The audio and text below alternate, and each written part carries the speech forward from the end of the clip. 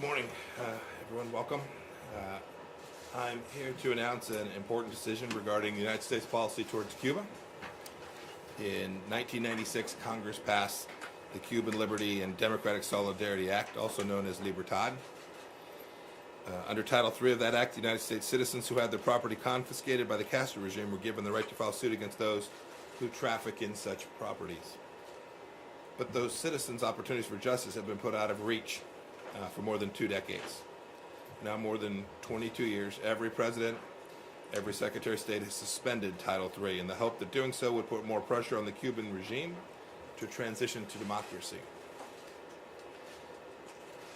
But just as we did in regard to moving our embassy to Jerusalem, the true capital of Israel, or designating the Islamic Revolutionary Guard Corps for what it is, a terrorist organization, the Trump administration recognizes reality.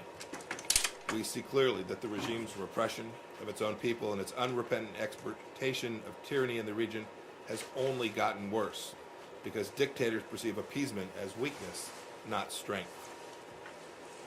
President Obama's administration game of footsie with the Castro's junta did not deter the regime from continuing to harass and oppress the heroic ladies in white, a group of women dedicated to peacefully protesting the regime's human rights abuses. More broadly, the regime continues to deprive its own people of the fundamental freedoms of speech, press, assembly, and association. Indeed, according to NGO reports, Cuban thugs made more than 2,800 arbitrary arrests in 2018 alone. In the run-up to the country's recent sham constitutional referendum, one that enshrined the Communist Party as the only legal political party in Cuba, the regime harassed, beat, and detained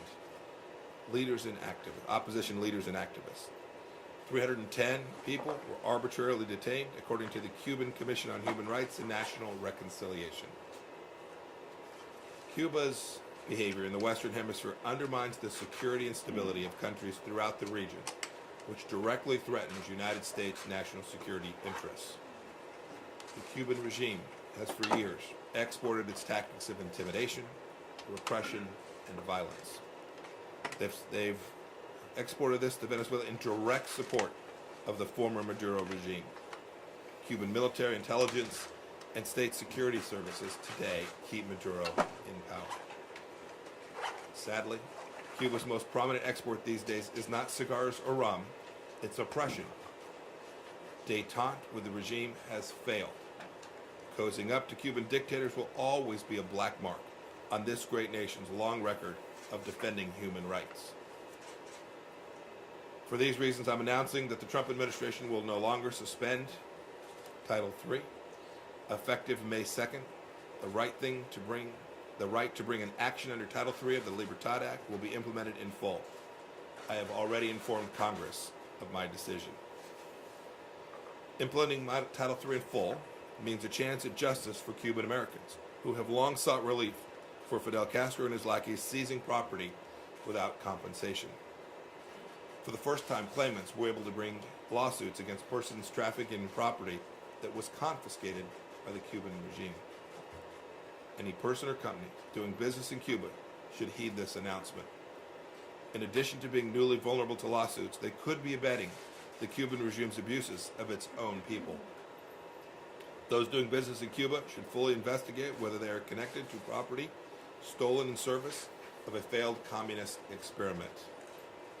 I encourage our friends and allies alike to likewise follow our lead and stand with the Cuban people.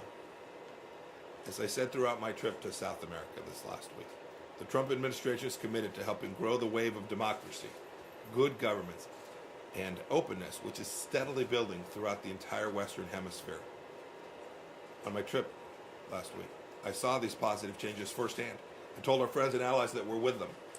We're on the side of what's right and what is just. Today, we are holding the Cuban government accountable for seizing American assets. We're helping those whom the regime has robbed get compensation for their rightful property. And we're advancing human rights and democracy on behalf of the Cuban people. Now we'll turn it over to Western Hemisphere Assistant Secretary Kim Breyer to take some of your questions this morning. Thank you all.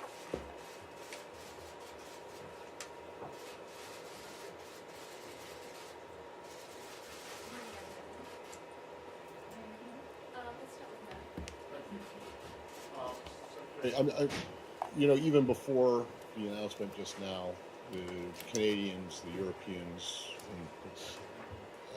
have come out against this and vowed to protect their companies, European Canadian companies that could be sued with this decision.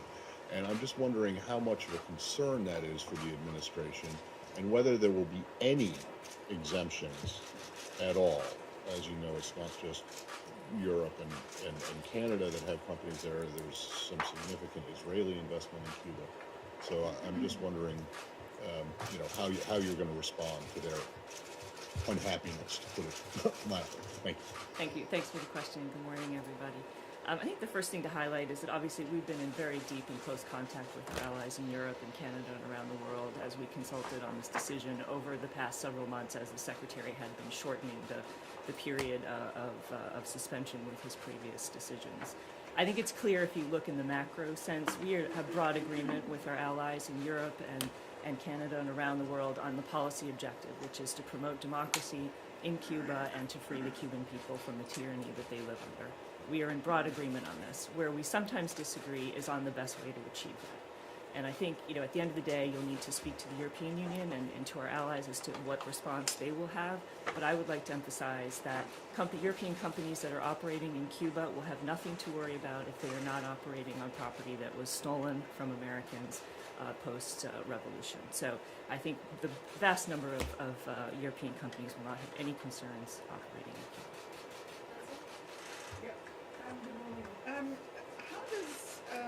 How are you going to deal with the unhappy Europeans? They've now threatened to take you to the WTO, and so how are you going to deal with that? And to what extent do you put Cuba? How does this in any way tie to cutting off any funds to Maduro, or how does this enhance the anti-Maduro campaign? Thanks for the question. First, I would defer you to the Europeans for their response. They certainly, we took a decision today based on our laws and our sovereign concerns for the property of American citizens, and Europeans will respond as they see fit, and we'll continue to work closely with them on this policy and on the policy in Venezuela. I think it's important to note that the decision today is part of the trajectory that started with the Trump administration's NSPM 5, which was announced in June of 2017. The objective of that was, of course, to support the Cuban people and to deny resources to the regime, and in particular to the security services in Cuba. So this is part of a trajectory. We have since published the Cuba restricted list. We have since amended the restricted list several times, and this is part of the trajectory of the administration trying to ensure that we support the people of Cuba and not the regime of Cuba. And going forward, I would say the decision, the Secretary's decision was about the actions of the Cuban regime. Certainly the actions of the Cuban regime in Venezuela are part of the context of the moment in which we are living. And we are very clear, and I think our allies, and this is something very important, the Lima Group, which is a group of 12 countries in the Western Hemisphere, for the very first time this week announced its concern over Cuba's role in Caracas and made public its concern and called on the Cuban regime to support the transition in Caracas. So I think it's a very important moment in our relations in the hemisphere as well. Thank you. How much further is the administration considering going on its Cuba policy, whether there's deliberations about the terrorism list, or is this a trajectory that you see continuing? I think it's a great question. I do put it in context of we've been over the past 2 years building off of NSPM 5 and looking at the various tools that we have to implement the president's vision for how we would conduct this policy. I think you're going to be seeing quite a bit more from us, and that this is the beginning of a new process on this that recognizes the reality on the ground in Cuba, which is in the past 20 plus years, the underlying reality in Cuba has not changed for the average Cuban. Jerry, can you talk, just to follow up on Matt's question on the issue of exemptions, are there any exemptions under the decision announced today, specifically with any U.S. company that is doing business in Cuba? There will not be any exemptions. Sure. How much property are you talking about in terms of value, money and number of properties. Yeah, flip two. So this is actually one of these questions where I can tell you what I know, and then what I don't know is actually a larger.